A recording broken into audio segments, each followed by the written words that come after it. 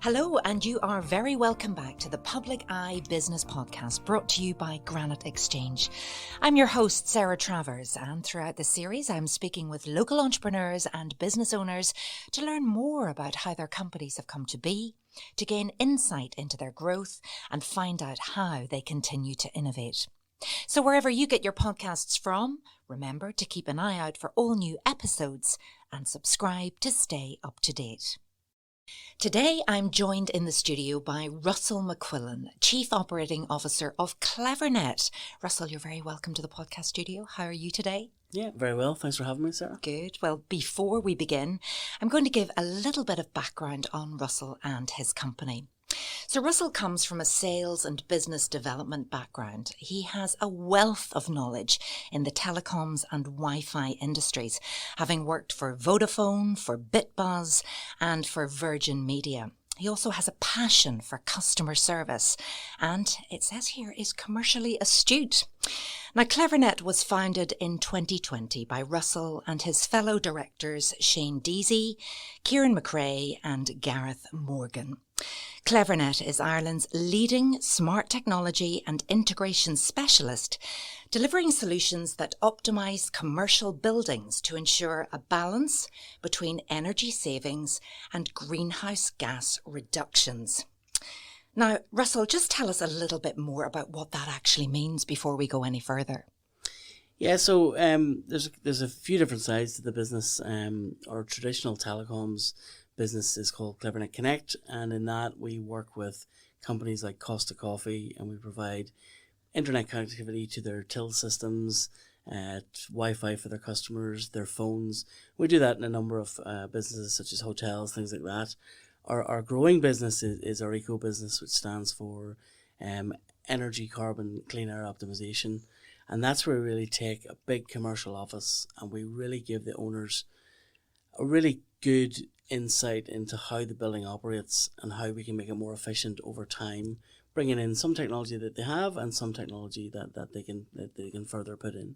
And it also says here in your introduction that Cleverness is constantly pushing the boundaries of software, of wireless networking, the Internet of Things and energy solutions to make your customers' buildings smarter and improve tenant experience. With offices in Dublin and London, you work closely with your international clients and buildings management teams to maximise integration opportunities with your unique and bespoke range of smart product solutions. But how did it all start out with you, Russell? Tell us a bit about you.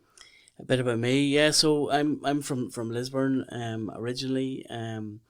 My career started in retail. I actually worked here in Uri for a long time in the Phones for You store. But I joined a company called BitBuzz way back in 2007, 2008. And that business really focused on commercial Wi-Fi offerings for retail venues, and we expanded that across the UK and Ireland. That business was sold to Virgin Media, and I stayed on with Virgin Media, and I moved down to Meath. I lived in Meath for a number of years, and we kind of finished up there around end of 2019, moved back to Northern Ireland. Northern Ireland was home.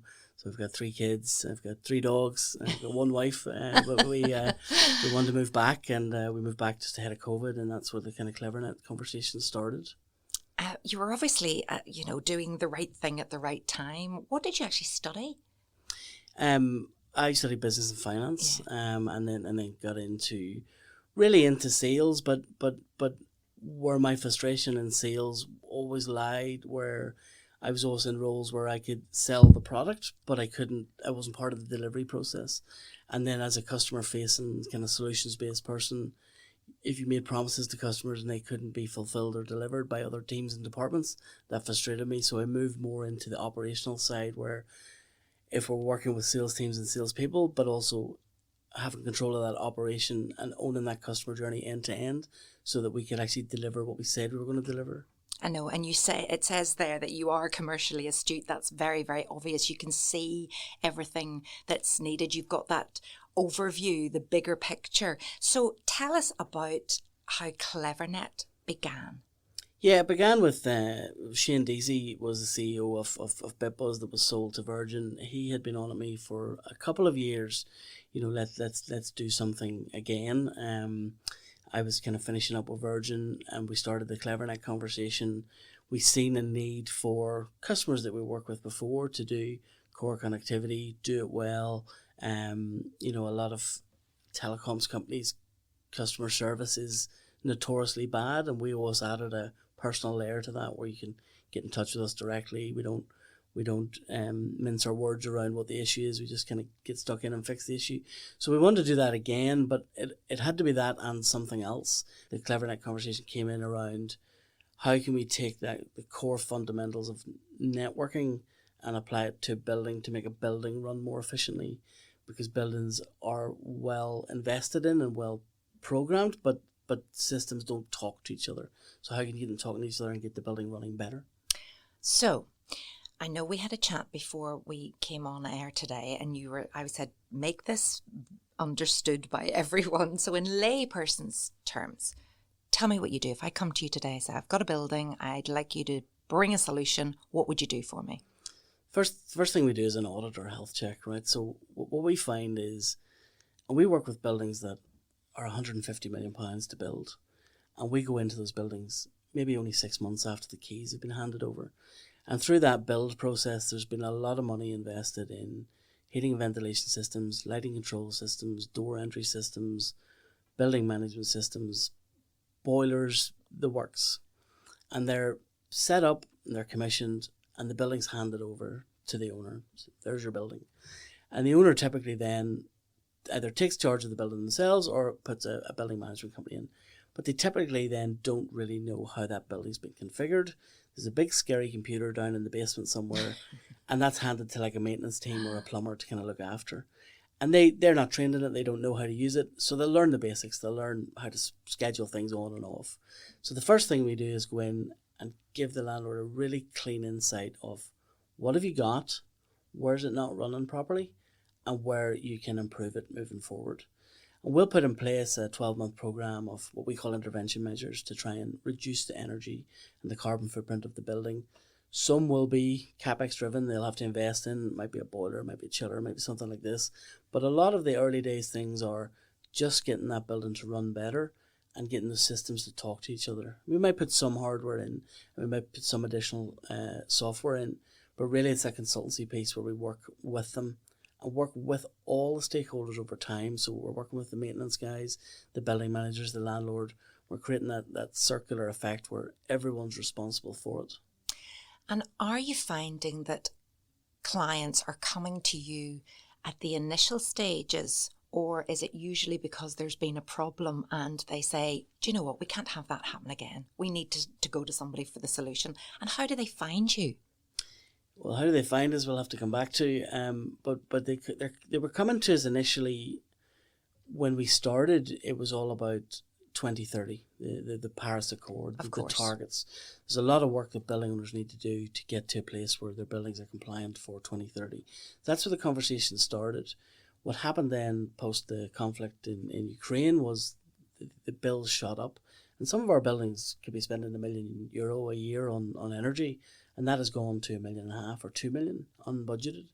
So the conversation very quickly became, what can we do now just to reduce this? Did they have a problem? Is that? But it's usually in the initial stage. And typically it was that problem of the bill being too high or being out of control. So it's initially where we jump in is to find out, well, how can we reduce that in the early days, and then what we need to do long term. So we're working with all types of buildings, 20-year-old buildings. We're also working with brand new buildings where a landlord has maybe built the building and they don't have enough tenants to fill the space, so they're paying directly the bills themselves. They're saying, how can we reduce this? So just because the building's empty doesn't mean you can just switch everything off. No. You need to maintain the building, so you need that on. So we're running that. And then we have other buildings where they're brand new buildings, just handed over. The landlords maybe just bought it and they just want to get a handle on what's there. And that's where we really find that this is shocking. You've bought a really expensive building and none of this is set up right, you know. And you can make real savings for people. Typically, one client in the UK, we've been working with them across 20 buildings for about a year. the average saving is 19% on that year. Some are trickier than others. We got a big building in London at the minute. We're hitting about 4% savings. It was a really efficient, well run building to start with. Yeah. But we've still been able to take out 4% additional savings, which to them is over £100,000 a year. Don't knock it. So it's good. But typically we're seeing around the 19%. And what are you finding then? That people, this is referral then when you do it for one place, or you've got somebody that owns many properties. Is that the way the business is coming in? We don't have a sales team, so we're getting business through referrals. We're getting business through management companies where people will move around. So we've a few big landlords we work with, and we have a number of management companies we work with. But it has all been referral driven, which, you know, being in sales for 20 plus years and being the role I had in Virgin, I got to speak to and deal with a lot of sales companies. I always ask the question, where does your pipeline come from? Mm-hmm. Where do your sales come from? And every role I've ever worked in, sales pipeline, sales forecasting has been a struggle. And when companies tell me it's referral based, I don't have a sales team, I never believed it. So we're now in a business where we're getting referrals and sometimes turning business away because it doesn't kind of suit what we're doing, but it's great. Yeah, it's great. Like the phones don't stop, which is super, so interesting, to talk to somebody who sales probably was everything, and you don't have a sales team. We don't have a sales team. No. Would you recommend that? It depends on your product. You know, certain products you need a sales team, and we're founder led, founder driven. I think for us to certainly, whilst we hone the product and get the product right, it's important that we're engaging directly with the clients and directly with our internal teams, and growing it that way. In the future, maybe we will have a sales team, but at the minute it's working without. So you are the Chief Operating Officer. What does a day in your life look like? Yeah, it can be a little bit hectic. So I manage multiple teams from our development teams that are building our own software platform out, to our support teams, to our engineers on the road, both in the Connect side of the business and in the energy side of the business. So usually first hour of the day is checking in and making sure everyone has what they need, and I'm not blocking anybody from doing anything. And the day then usually flows from there. So we'll have a number of internal meetings, or we'll have a number of client meetings. So part of our solution is that we do engage heavily with the clients. So we'll have a monthly meeting with all stakeholders for every building. So those are usually dotted around the week, where we're taking a catch up on what's been achieved, what's left to achieve, where are the blockers for us, where are the blockers for the customer, and what's getting in the way of us achieving those numbers that we've kind of promised at the start of the year. Does it work well? It works well. Yeah, it works well.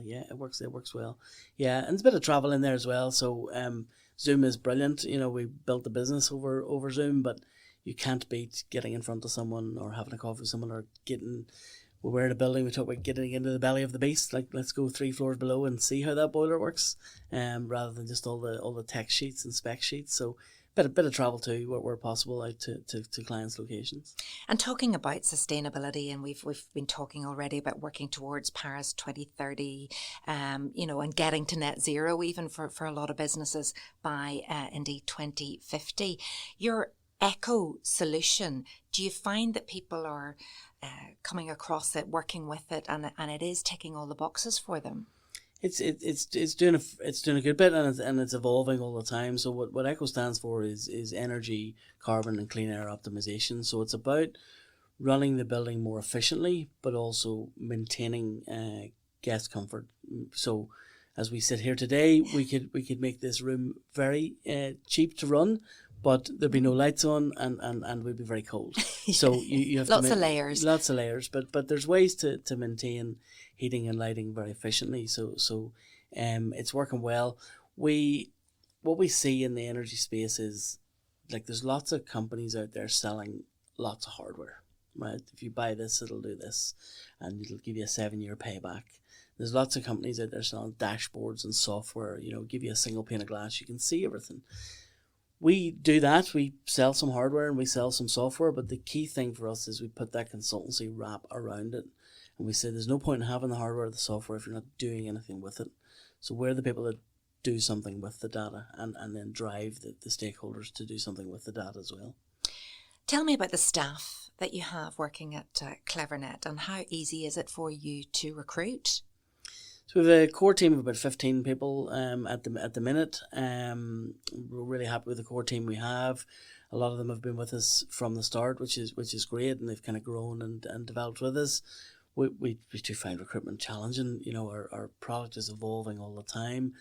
We're also working in an industry where we're quite disruptive. So in the building management system industry, in the maintenance industry, everything's very set.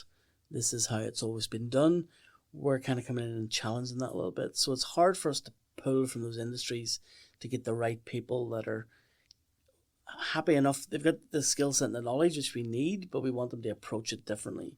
To have the flexibility and needed to adapt. A bit of pizzazz about it, and a bit of grit to get stuck in and really like think of the problem differently.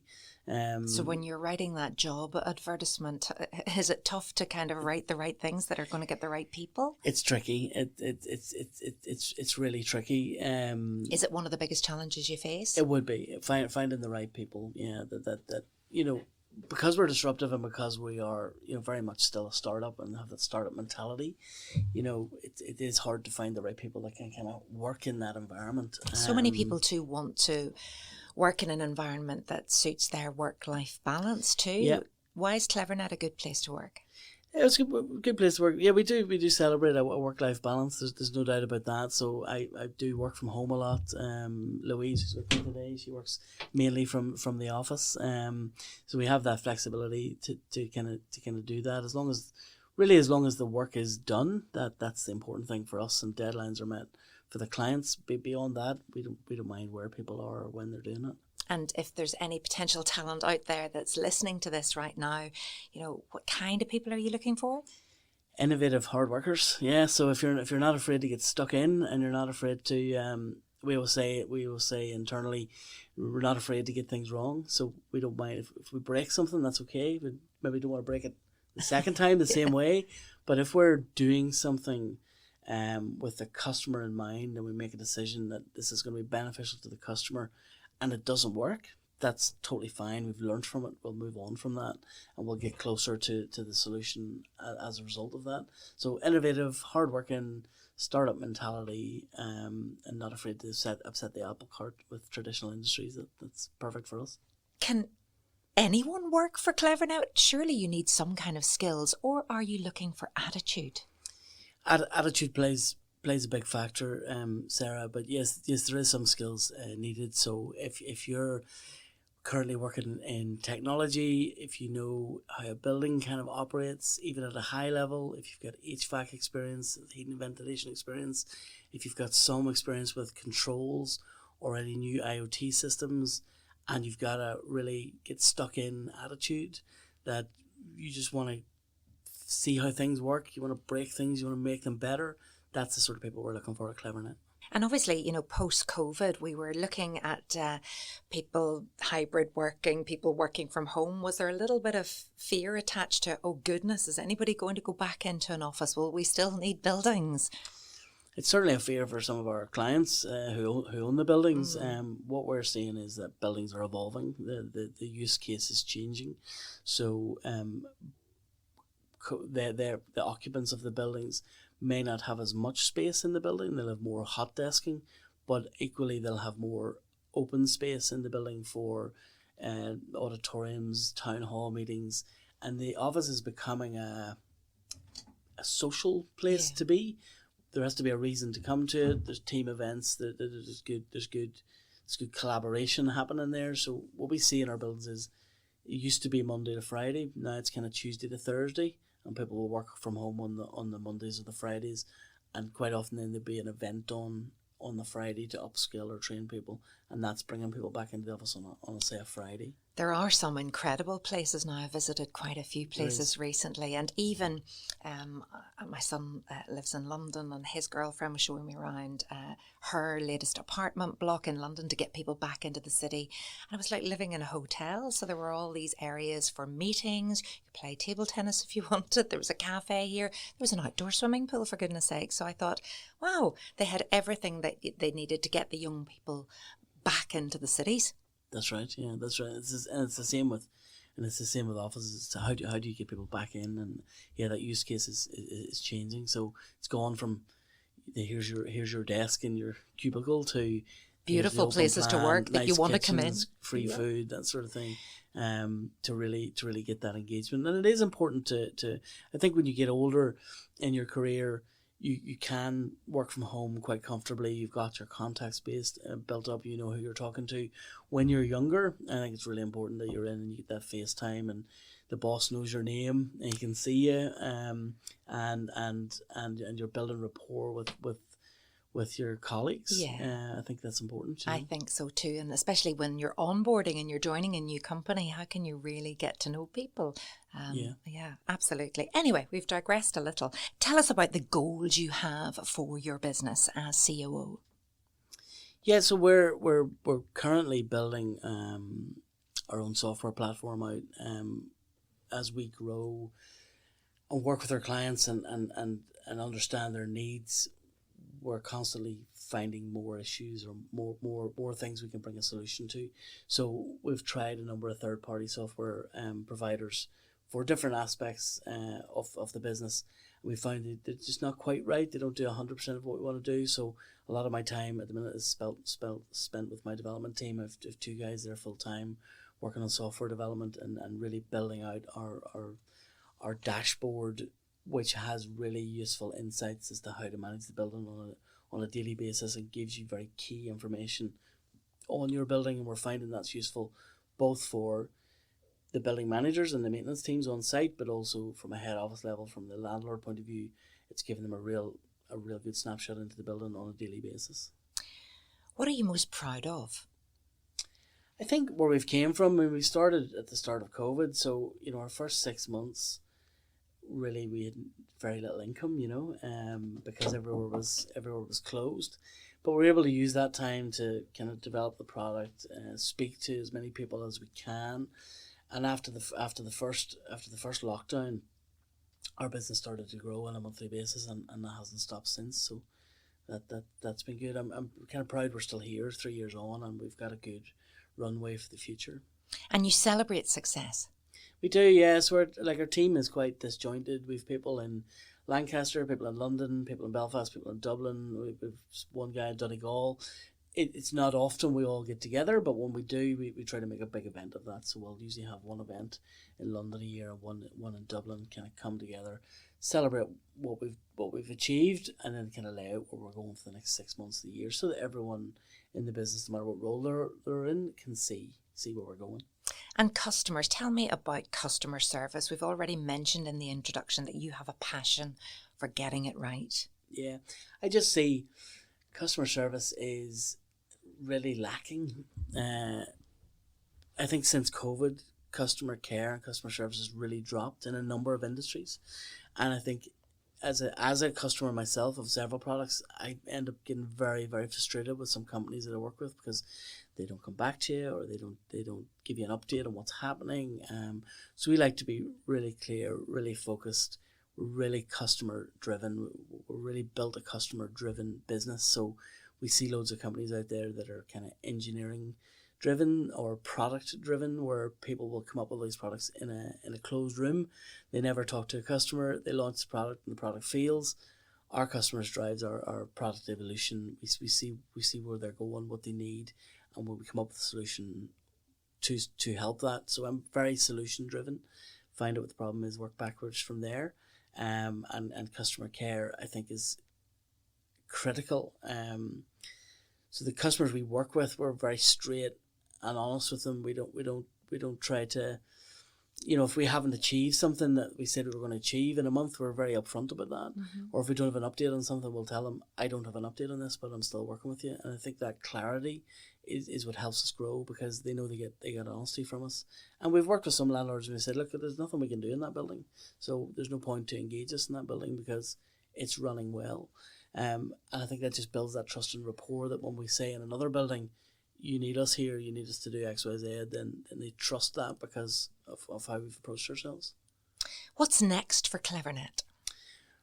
Well, we're always looking at new things. I don't want to get too technical, but we're currently working on access control system for a large supermarket chain who just quite simply want visibility of what's going on with their fridges and with their lights and their air conditioning at a store level. So that's kind of exciting for me, but I'm a bit of a nerd. From a business point of view, we look at everything. We look at whatever the solution might be or might look like, and then we either rule it in or rule it out. And if it's not something we feel we can do ourselves, we'll try to find a good partner to do that. But we're currently looking at some opportunities in New York at the minute, which is kind of exciting. Kind of trying to find reasons at the minute not to do it, because it looks quite promising. But also, we need to be careful that we don't expand too quickly too soon. But yeah, we try to look at everything. Is that a concern for you, expanding too quickly too soon? I don't want to lose sight of the customer. So I've been involved in businesses before, and I've seen other businesses that expand too quickly and they lose sight of the customer. So I want to make sure that we're bringing our customers with us, and if we do expand, we doubled in size last year. We retained all of the customers we had. We gained new ones. It was fantastic. If we double again, can we maintain that? Can we scale with it?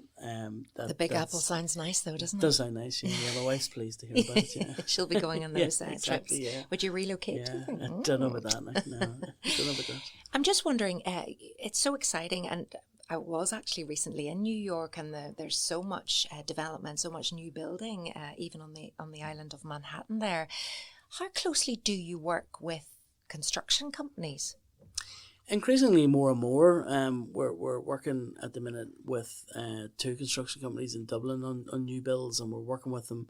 Again, we're landlord appointed, but we're working with them, as I described earlier on, when I said the keys are handed over and the landlord doesn't know what's going on, and we have to kind of work backwards.